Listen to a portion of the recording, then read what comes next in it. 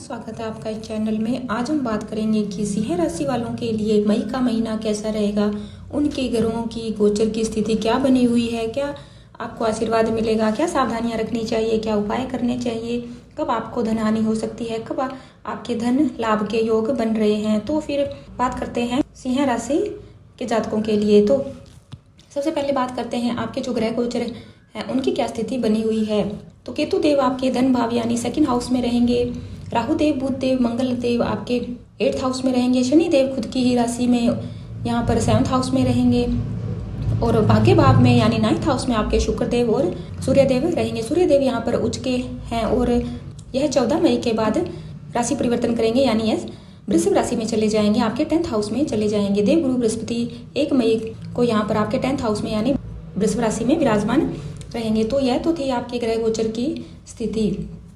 यहाँ पर 12 साल बाद यहाँ जो योग बना हुआ है वह देव गुरु बृहस्पति का। यहाँ पर देव गुरु बृहस्पति 12 साल बाद आपको आशीर्वाद देने आए हैं। आपके कर्म स्थान पर खुद देव गुरु बृहस्पति आए हैं।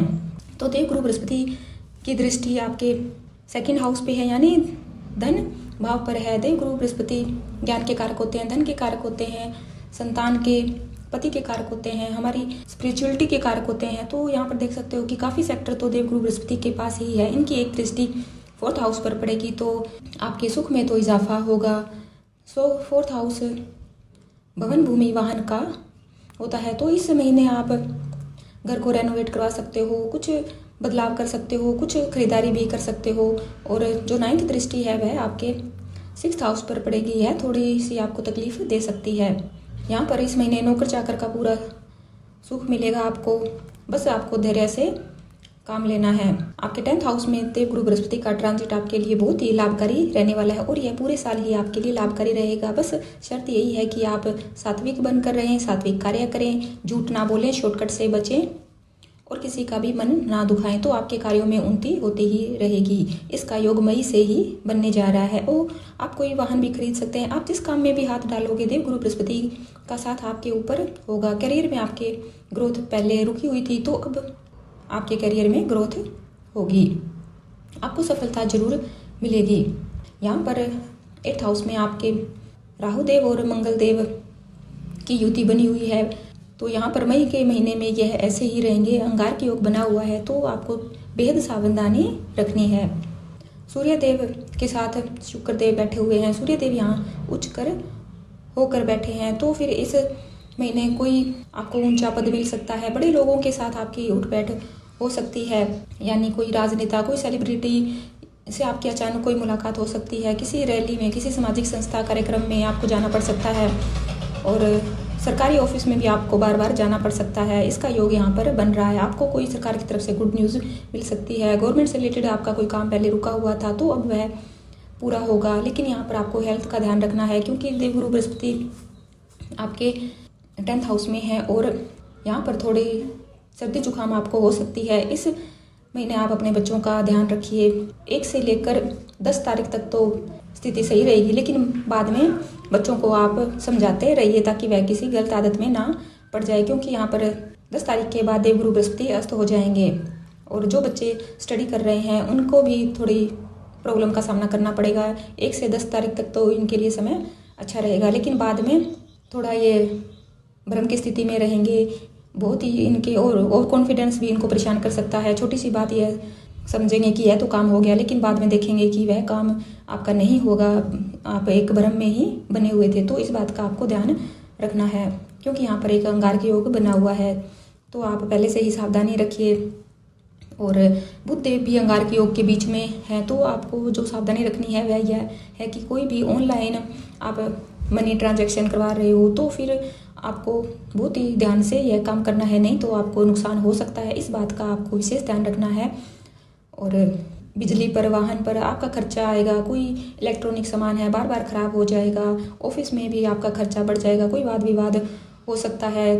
यह सारी घटनाएं आपकी 13 मई तक हो सकती है। इस बात का आपको विशेष ध्यान रखना है क्योंकि बुध देव अंगार के योग के बीच में फंसे हुए हैं। 13 मई को यह यहाँ से निकल जाएंगे तो 14 से लेकर 31 तारीख तक बुध देव मेष राशि में ट्रांजिट कर लेंगे। तो आपकी जो धन की स्थिति है वह कुछ सामान्य हो जाएगी। जो खर्चे हो रहे थे, वाद विवाद हो रहे थे, अब वह रुक जाएंगे। मतलब आधा महीना आपके लिए खराब है और आधा महीना आपके लिए बहुत ही अच्छा है। परिवार भाव की चर्चा करते हैं तो परिवार की स्थिति भी इस महीना आपको टेंशन दे सकती है। अंगारक दोष बना हुआ है तो घर अगर आप निर्माण करवा रहे हो, मई के महीने में आप कंस्ट्रक्शन का काम करवा रहे हो तो वहाँ पर वाद विवाद हो सकता है, आपका लड़ाई झगड़ा हो सकता है, आपको परेशानी हो सकती है। इसलिए आप ध्यान रखें।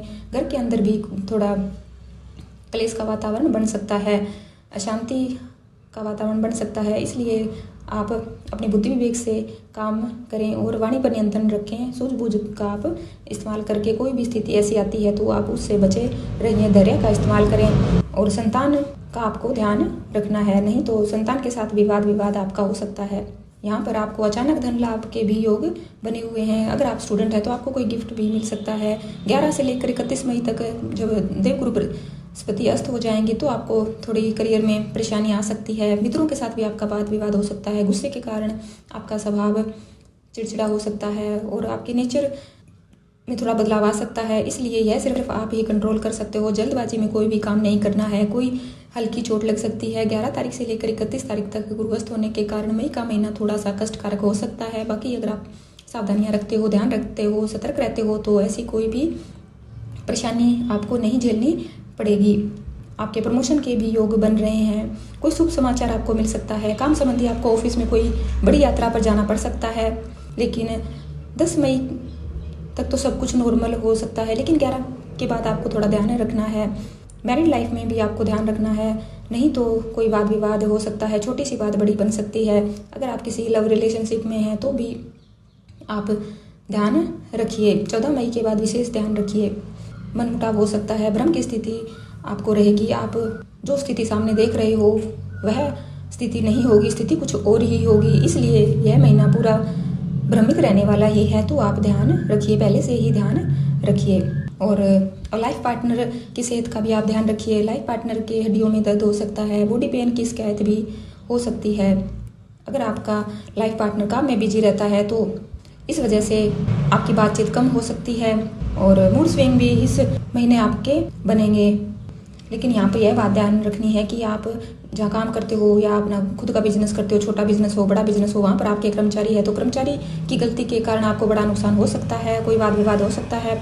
मिसमैनेजमेंट के कारण कुछ उल्टा सीधा हो जाएगा। इसलिए आप 11 मई से लेकर 31 मई तक बहुत ही ज़्यादा ध्यान रखिए। कर्मचारियों पर ध्यान रखिए। कोई गैजेट खराब हो सकता है, कोई मशीनरी खराब हो सकती है, इलेक्ट्रॉनिक सामान खराब हो सकता है। छोटी सी गलती के कारण भी बड़ा नुकसान हो सकता है। अगर आप ऑनलाइन मनी ट्रांजैक्शन कराते हो तो इसमें भी आपको बहुत ही सतर्क रहना है।